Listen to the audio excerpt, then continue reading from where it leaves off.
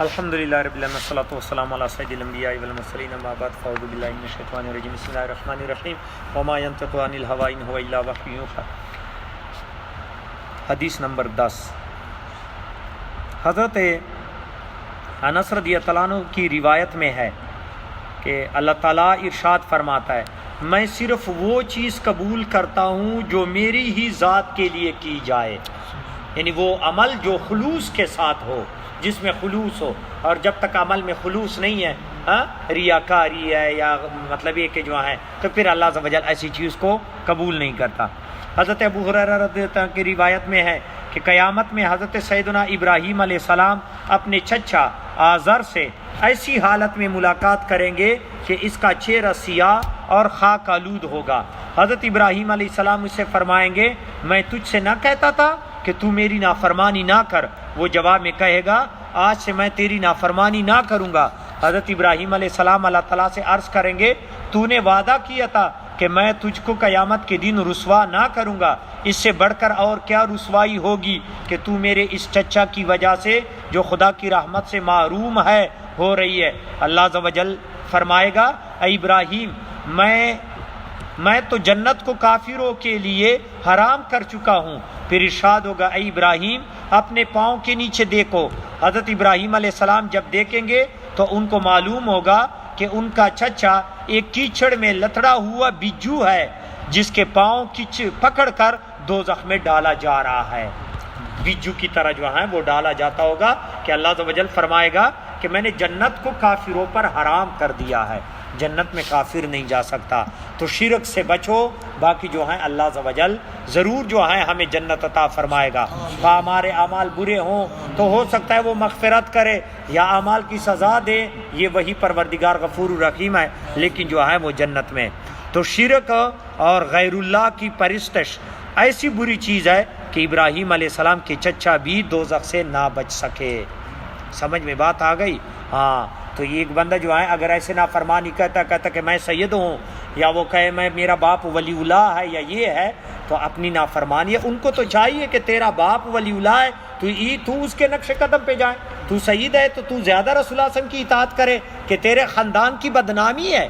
سمجھ میں بات ہے؟ جب تو اس طرح کرتا ہے تو ایسے بندے کی پھر زیادہ پکڑ ہوتی ہے کہ تو کیسے جو ہے ایسے غلط کام کر رہا ہے۔ لازمی بات ہے ایک عام بندہ ہو تو اس کا اتنا پتہ نہیں، افسر کا بیٹا اگر برا کام کرے تو اخباروں میں آ جاتا ہے۔ سمجھ میں بات ہے؟ وجہ یہ ہے کہ ان کا خاندان عزت والا ہے اور تو جو ہے اپنے خاندان پہ جو ہے وہ کیا کر رہا ہے۔ اچھا، اس ضمن میں ایک جو ہے واقعہ حضرت ابراہیم علیہ السلام کا باپ اور اس کا چچا، یہ واقعہ جو ہے بعض لوگ کہتے ہیں ابراہیم علیہ السلام کا باپ جو ہے، ابراہیم علیہ السلام کا باپ یہ جنتی ہے۔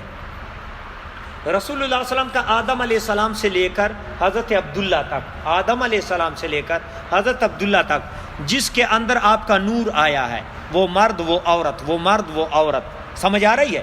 یعنی مرد عورت کی جو ہے پیٹ میں، پھر جو ہے بچہ پیدا ہوا، پھر جو ہے اس نے شادی کی، پھر ادھر، یعنی مطلب یہ کہ جو ہے جس طرح حمل مرد سے عورت، مرد عورت، آدم علیہ السلام سے لے کر حضرت عبداللہ تک یہ تمام پرہیزگار تھے۔ سمجھ میں بات آ گئی؟ اور مومن تھے، یعنی بت کو سجدہ نہیں لگاتے تھے، شراب نہیں پیتے تھے، اللہ عز و جل کو وحدہ لا شریک مانتے تھے۔ باقی اسماعیل علیہ السلام سے لے کر رسول اللہ صلی اللہ علیہ وسلم کے باپ عبداللہ تک اس زمانے میں عرب میں پیغمبر نہیں آیا تھا۔ سمجھ آ گئی؟ پیغمبر سارے بنی اسرائیل میں تھے، تو یہ لوگ عرب میں پیغمبر نہیں آیا، اسماعیل علیہ السلام تھے، اسماعیل علیہ السلام کے بعد کوئی نبی نہیں آیا۔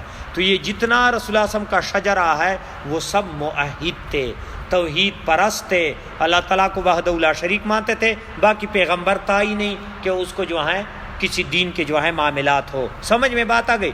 لیکن یہ کتابوں سے ثابت ہے کہ رسول اللہ صلی اللہ علیہ وسلم کے یہ آباء و اجداد نے نہ بت کو سجدہ لگایا، نہ بت کو خدا مانا، اور نہ جو ہے شرک کیا، اور نہ شراب پی، نہ زنا کیا۔ سمجھ میں بات آ گئی؟ اللہ عز و جل نے ان کو محفوظ کیا ہوا تھا کہ اس میں رسول اللہ صلی اللہ علیہ وسلم کا نور آ رہا تھا۔ تو ابراہیم علیہ السلام کا باپ، کیونکہ شجرہ پھر آگے آدم علیہ السلام تک جاتا ہے، تو آدم علیہ السلام سے لے کر رسول اللہ صلی اللہ علیہ وسلم کے باپ تک یہ جتنے بھی تھے، ابراہیم علیہ السلام کا باپ بھی مومن تھا اللہ عز و جل کو۔ تو ابراہیم علیہ السلام کا باپ ابراہیم علیہ السلام کی پیدائش سے پہلے وفات پا چکا تھا۔ سمجھ آ گئی؟ تو ابراہیم علیہ السلام کی تربیت ان کے چچا نے کی، جس طرح رسول اللہ صلی اللہ علیہ وسلم کی تربیت چچا نے کی ہے. سمجھ آ گئی؟ حضرت ابو طالب نے. اس طرح ابراہیم علیہ السلام کا جو پرورش تھی چچا نے کی، اس کا نام تھا آزر. اور ابراہیم علیہ السلام کے باپ کا نام تھا تارخ. تو تارخ مسلمان تھا، مومن تھا. یہ ابراہیم علیہ السلام کی پیدائش سے پہلے وصال کر چکے تھے. اور آزر بت پرست تھا. ابراہیم علیہ السلام نے بڑی تبلیغ کی، جس طرح رسول اللہ صلی اللہ علیہ وسلم نے حضرت ابو طالب کو کی. تو اس طرح اس نے نہیں مانا، آزر نے نہیں مانا. تو اگر کوئی بندہ کہے کہ ابراہیم علیہ السلام کا باپ کافر تھا، تو پھر یہ بڑے مسئلے جو ہیں رسول اللہ صلی اللہ علیہ وسلم کے آباء و اجداد میں پیدا ہو جاتے ہیں. تو اس پہ بڑی کتابیں لکھی ہوئی ہیں جلال الدین سیوطی نے اور دوسرے علماء نے کہ رسول اللہ صلی اللہ علیہ وسلم کے آباء و اجداد مومنین تھے، ہاں، گناہگار نہیں تھے. اور کیونکہ اللہ عز و جل نے اپنے نبی کا نور اس میں لے آ رہا تھا.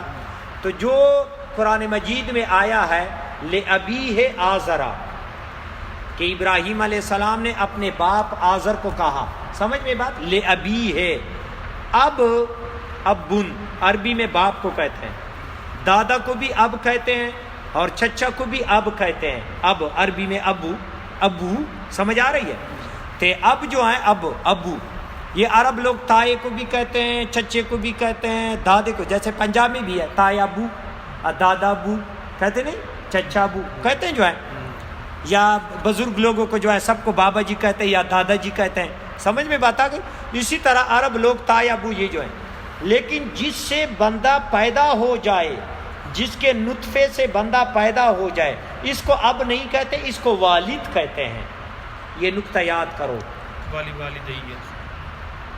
جس سے بچہ پیدا ہو جائے، جس کے نطفے سے، اس کو والد کہتے ہیں.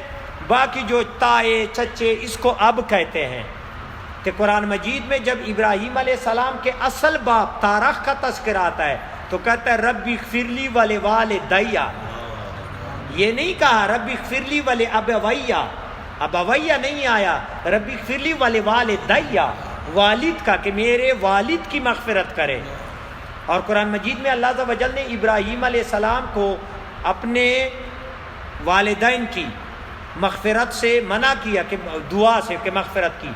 یہ والدین نہیں تھے، یہ ابو کی جو ہیں، یعنی ابی ہے، آزر کی جو ہیں مغفرت کی جو ہیں دعا سے منع. حالانکہ ابراہیم علیہ السلام نے رب اغفر لی ولوالدی دعا مانگی، اللہ تعالیٰ نے قبول بھی کی، اور آج ہم نماز میں بھی پڑھتے ہیں. تو جب اصل باپ کا تذکرہ آ گیا تو فرمایا رب اغفر لی ولوالدی. اور جب چچا آزر کا تذکرہ تھا تو فرمایا لِأَبِيهِ آزرا، والد نہیں، ابی ہے، ابو. اب اصل پوائنٹ سمجھ گئے؟ قرآن مجید میں یہ الفاظ آئے ہیں.